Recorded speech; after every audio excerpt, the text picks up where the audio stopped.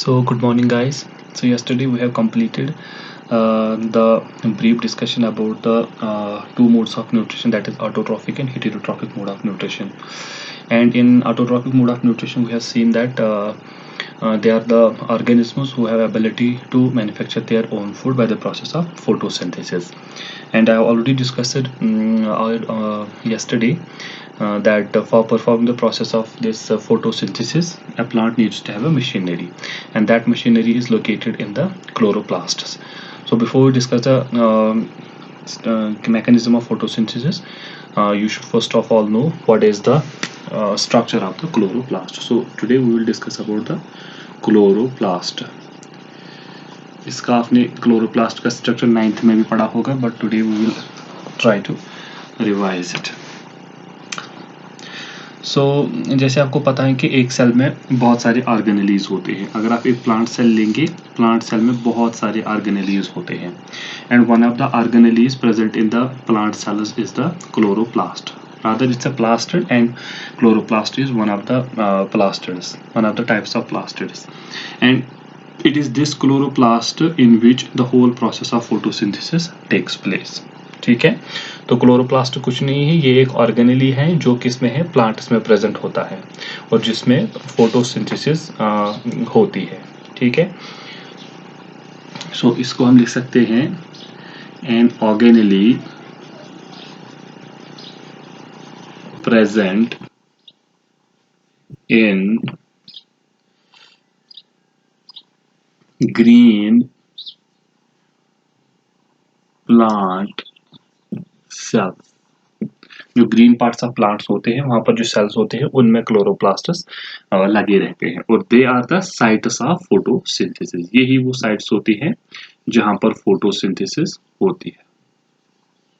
These are basically the sites where the process of photosynthesis takes place. जैसे हमने कल भी बताया कि फोटोसिंथेसिस क्या होता है. अगर आपने उनका स्ट्रक्चर पढ़ा होगा बहुत सारे ऑर्गेनेलीज का, इस जिस तरह उनका अपना ये यूकेरियोटिक, क्योंकि प्लांट ये जो है ये यूकेरियोटिक ऑर्गेनिजम्स है. यूकेरियोट और प्रोकैरियोट में एक बहुत बड़ा डिफरेंस होता है कि प्रोकैरियोट में मेम्ब्रेन बाउंड ऑर्गेनेलीज एब्सेंट होते हैं, लेकिन यूकेरियोट में मेम्ब्रेन बाउंड ऑर्गेनेलीज प्रेजेंट होते हैं. इसी तरह ये भी जो क्लोरोप्लास्ट है इसकी भी अपनी मेम्ब्रेन होती है जिसको कहते हैं क्लोरोप्लास्ट एनवलप, जो सिंगल नहीं बट डबल मेम्ब्रेन होती है. ठीक है, इस तरह से ये क्लोरोप्लास्ट की एनवलप होती है. Double membrane, it is double membrane bound organelle.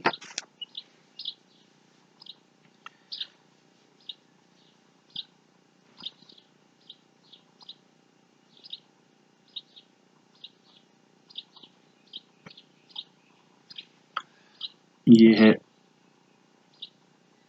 Chloroplast envelope. ठीक है, तो सबसे पहला ये स्ट्रक्चर होगा इसमें क्लोरोप्लास्ट का जो मेम्ब्रेन होता है, आउटर मेम्ब्रेन. तो ये मेम्ब्रेन क्या होता है, डबल लेयर्ड. ये आपको याद रखना है कि ये डबल लेयर्ड होता है, दैट मींस ये 2 लेयर्स होता है, outer layer and inner layer. और इस मेम्ब्रेन का क्या काम होता है, जैसे कि मेम्ब्रेन्स का सब में काम होता है, it acts as a selective barrier to the movement of the cellular metabolites in and out of the chloroplast. तो इसका क्या काम होता है, act as selective. Selective means it acts as a selective barrier to prevent the free movement of molecules, different metabolites in and out of the chloroplast. ये ऐसी freely किसी को जिससे सिलेक्टिवली परमेबल मेम्ब्रेन, जैसे आपने प्लाज्मा मेम्ब्रेन का भी structure पढ़ा होगा, तो उसी तरह का स्ट्रक्चर इसका भी होता है. और ये एक्ट करता है बैरियर, जो साइटोप्लाज्म होगा बाहर, इसको और इसके दरमियान कौन अंदर आएगा और कौन बाहर जाएगा, that is decided by this membrane of the chloroplast. ठीक है, अगर आप इसके अंदर जाओगे, आप इस क्लोरोप्लास्ट मेम्ब्रेन में एक प्रोटीनिशियस लिक्विडी मैट्रिक्स होता है. ठीक है, इसमें एक प्रोटीनिशियस लिक्विडी मैट्रिक्स होता है. क्लोरोप्लास्ट के अंदर, मेम्ब्रेन के अंदर। क्लोरोप्लास्ट कहाँ पर है? सेल में। सेल में बहुत सारे ऑर्गेनेलीज है, इसी तरह क्लोरोप्लास्ट भी एक ऑर्गेनेली उसमें प्रेजेंट है। इसकी अपनी मेम्ब्रेन है जो कि डबल लेयर्ड है। डबल आउटर मेम्ब्रेन होती है, उसमें इनर मेम्ब्रेन होती है, और इस मेम्ब्रेन का काम होता है, it acts as a selective barrier to prevent the free movement of the different substances. ठीक है, तो इसके अंदर क्या होता है? ये जो लिक्विडी मैट्रिक्स होता है इसको कहते हैं stroma. Very important part of chloroplast. ठीक है, inside the chloroplast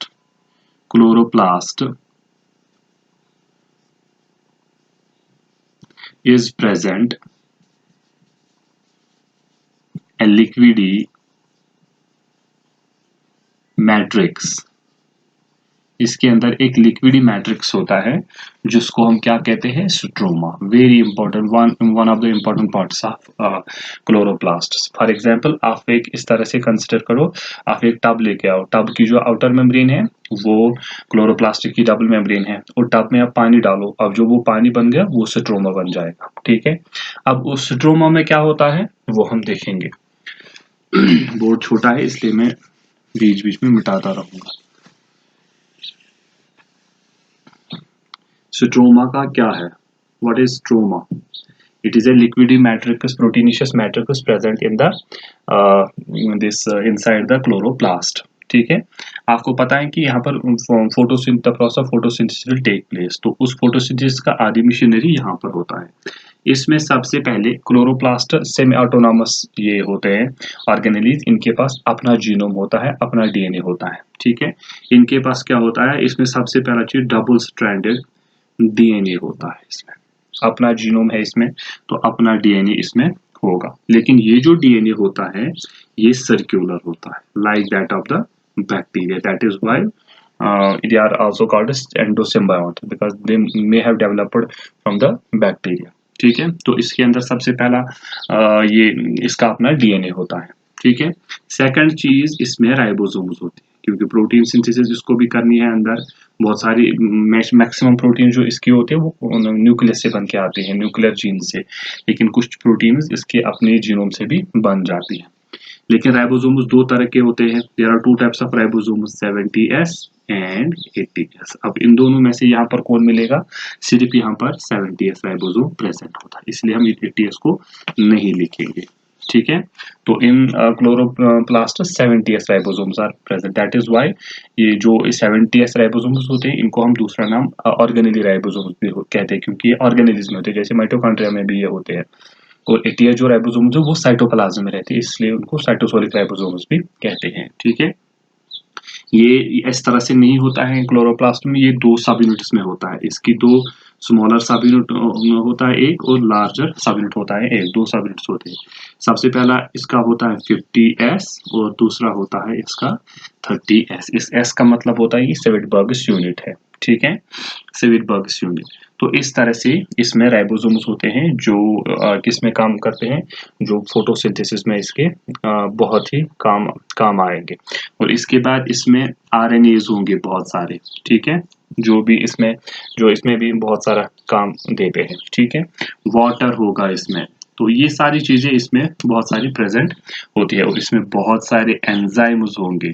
ठीक है, जो फोटोसिंथेसिस में काम आएंगे, जो बहुत सारे फैक्टर्स होंगे, प्रोटीनिशियस फैक्टर जो फोटोसिंथेसिस में काम आते हैं। ठीक है, तो ये सारी चीजें किस में लगे रहते हैं? स्ट्रोमा में लगे रहते हैं। ठीक, अब आप और स्ट्रोमा में एक चीज होता है, वे one important reaction of photosynthesis, आपको बिल्कुल याद रखना है, जिसको हम कहते हैं डार्क रिएक्शन। तो dark reaction of photosynthesis takes place in the stroma part of chloroplast.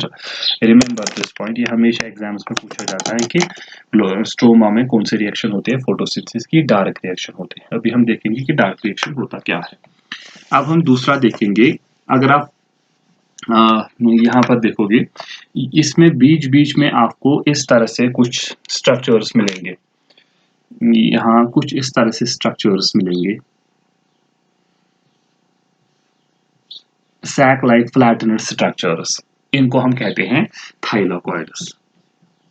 Thylakoids ये second important part of the chloroplast होता है। ठीक है। सबसे पहले है क्या नाम है इसका, स्ट्रोमा, जो लिक्विडी मैट्रिक्स होता है, जिसमें जो चीजें होती है वो हमने बता दी क्या होता है उसमें।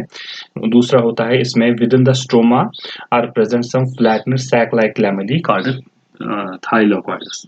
With in the stroma, within the stroma are present, stroma में प्रेजेंट होते हैं, क्या होते हैं प्रेजेंट, इसमें प्रेजेंट होता है फ्लैटनर सैक लाइक स्ट्रक्चर्स, जिनको हमने कहा थाइलाकॉइड्स, थाइलाकॉइड्स। समझ आया? तो इस तरह से ये चीजें इसमें होती है। अब आप क्या, मैंने क्या कहा था, आप कंसिडर कर लो, आप एक टब लाओ, जो टब बन गया वो क्लोरोप्लास्ट की आउटर मेम्ब्रेन है, अब टब में पानी डाल दो, then the water becomes the stroma. अब उस टब में कुछ फ्लैट फ्लैट पत्थर डाल दो, उन पत्थरों को आप कहेंगे कि वो थाइलाकॉइड्स होते हैं। लेकिन ये thylakoids most probably in the form of stakes और पाइल्स होते हैं। जैसे कि आप कॉइन्स लेके आओगे, इस तरह से एक कॉइन के ऊपर दूसरा, दूसरे के ऊपर तीसरा, तीसरे के ऊपर चौथा, ये क्या बन गया, पाइल ऑफ कॉइन्स। इसी तरह क्या नाम है इसका, ये जो थाइलाकॉइड्स होते हैं ये in the form of piles और स्टेक्स होते हैं। दैट मीन्स यहाँ पर 2 4 आ गए, यहाँ पर 2 4 आ गए, यहाँ पर 2 3 3 6 4 आ गए, यहाँ पर 3 4 आ गए, यहाँ पर 3 4 आ गए, यहाँ पर 3 4 आ गए। ठीक है, ये जो बन गए यहाँ पर स्टेक्स ऑफ थाइलाकॉइड्स, इनको हम कहते हैं ग्राना। क्या कहते हैं, ये जो यहाँ थी ये थाइलाकॉइड्स थी, थाइलाकॉइड्स। ठीक है, तो तीसरा पार्ट होता है इसका ग्राना या ग्राना। ठीक है, ग्राना का क्या मतलब है, इट्स ए स्टेक और पाइल ऑफ थाइलाकॉइड्स। ये स्टेक या पाइल लाइक होता है जब बहुत सारे थाइलाकॉइड्स एक साथ एक के ऊपर एक आएंगे और वो बनाएंगे उसका ग्राना। ठीक है, ये, और इसी ग्राना में क्या नाम है होता है पिगमेंट सिस्टम, इसी मेम्ब्रेन में लगा रहता है। पिगमेंट सिस्टम होता है, वो थाइलाकॉइड मेम्ब्रेन, लेकिन थाइलाकॉइड इस तरह से मिल जाती है इसलिए वो यहाँ पर होता है। Pigment system present here. तो यहाँ पर अगर यहाँ पर पिगमेंट है, पिगमेंट का क्या काम होता है, फोटो ये लाइट को एब्जॉर्ब करना। तो जो रिएक्शन लाइट की प्रेजेंस में होती है उसको क्या कहते हैं, लाइट रिएक्शन। तो light reaction takes place here. Dark reaction कहाँ पर होती है, स्ट्रोमा में।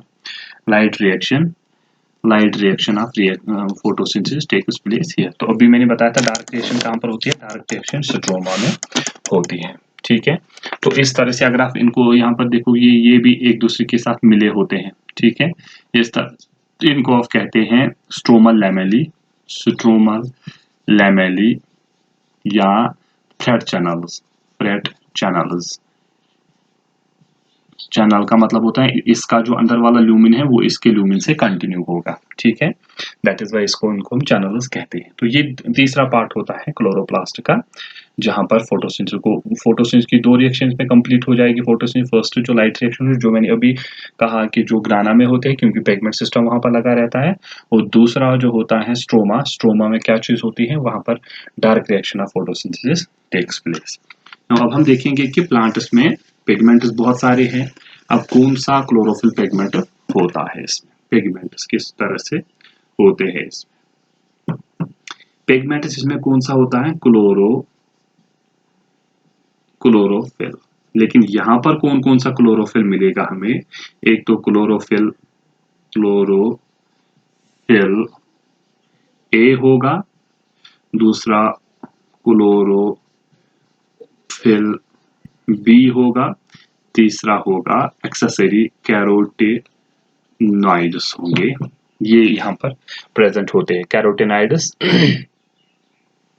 और एक्सेसरी क्लोरोफिल पिगमेंट जो यहाँ पर होते हैं। ठीक है, तो अब हम देखेंगे थोड़ा सा, अगर मैं यहाँ पर आपको बता दूं, यहाँ पर क्लोरोफिल की अगर फार्मूला आप लिखेंगे C55H72O5N4Mg, ये क्लोरोफिल ए की फार्मूला है। ठीक है, दैट मीन्स इसमें कार्बन 55 होंगे, हाइड्रोजन 72 होंगे, ऑक्सीजन 5 होंगे, नाइट्रोजन 4 होंगे और मैग्नीशियम 1 होगा। That means which metal is present in the chlorophyll? Magnesium. Very important question, हमेशा पूछा जाता है, डाई पॉजिटिव होता है वहां पर। ठीक है, और सेकंड जो क्लोरोफिल है उसका फॉर्मूला भी इसी तरह है, थोड़ा सा डिफरेंस है। C50 यहाँ पर 70 होता है ये, दूसरा O6N4Mg। यहाँ पर एक उसके अलावा हाइड्रोजन के मतलब हाइड्रोजन यहाँ पर एक कम होता है, यहाँ पर एक ज्यादा होता है, वहां पर ऑक्सीजन एक कम होता है, यहाँ पर एक ऑक्सीजन ज्यादा होता है। These are the accessory pigment. जो फिर लाइट जो मेन पिगमेंट होता है क्लोरोफिल ए होता है, और ये जो सारे पिगमेंट्स हैं ये लाइट एब्जॉर्ब करके फिर क्लोरोफिल ए को देते हैं। जो आप 11th में पढ़ोगे तो इनके इसका नाम रिएक्शन सेंटर फिर पड़ जाता है, जहाँ पर सारी लाइट फिर आ जाती है। तो इस तरह से ये पिगमेंट सिस्टम, अब आप 11th में जाएंगे उतना पढ़ने की जरूरत नहीं, वहां पर पिगमेंट सिस्टम फर्स्ट होगा, पिगमेंट सिस्टम सेकंड होगा। ठीक है, तो पहले पिगमेंट सिस्टम फर्स्ट भी काम करता है, पिगमेंट सिस्टम सेकंड भी काम करता है। तो लेकिन वो आज आपको नहीं पढ़ना है, वो आपको नेक्स्ट क्लास में पढ़ना है। ठीक है, तो इस तरह से जो कौन सा क्लोरोफिल पिगमेंट होता है, क्लोरोफिल ए, क्लोरोफिल बी जो प्लांट्स में प्रेजेंट होता है। अब इसके बाद मैकेनिज्म जो होता है फोटोसिंथेसिस का, वो हमें देखना है। वो मैं थोड़ा सा बता के रखूंगा और वो इंशाल्लाह हम फिर कल पढ़ेंगे। देखो, ये मैं यहाँ पर क्लोरोप्लास्ट खोल देता हूँ थोड़ा सा, ताकि आपको समझ आ जाए। ठीक है, सपोज मान लो ये ग्राना है, this part is the ग्राना and this part of is the stroma. जैसे मैंने पहले ही दिन आपको कहा कि कोई भी काम करने के लिए इंसान को या किसी भी लिविंग ऑर्गेनिज्म को एनर्जी की जरूरत पड़ती है। ठीक है, इसीलिए यहाँ पर भी एनर्जी डेवलप की जाती है। ठीक है, तो यहाँ पर क्या लगा रहता है? पिगमेंट सिस्टम लगा रहता है, यहाँ पर पिगमेंट्स लगे रहते हैं। ठीक है, तो पिगमेंट्स यहाँ पर लगे रहते हैं, और ये जहाँ फॉर एग्जांपल सन है, यहाँ से लाइट आएगी, इस पे गिरेगी, फिर यहाँ पर स्ट्रोमा होता है, यहाँ पर कौन सी रिएक्शन हो जाएगी? लाइट की रिएक्शन यहाँ पर हो जाएगी, यहाँ पर डार्क रिएक्शन हो जाएगी।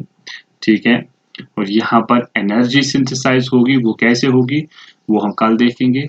और यहाँ पर फिर फूड सिंथेसाइज होगा, वो कैसे होगा वो हम देखेंगे।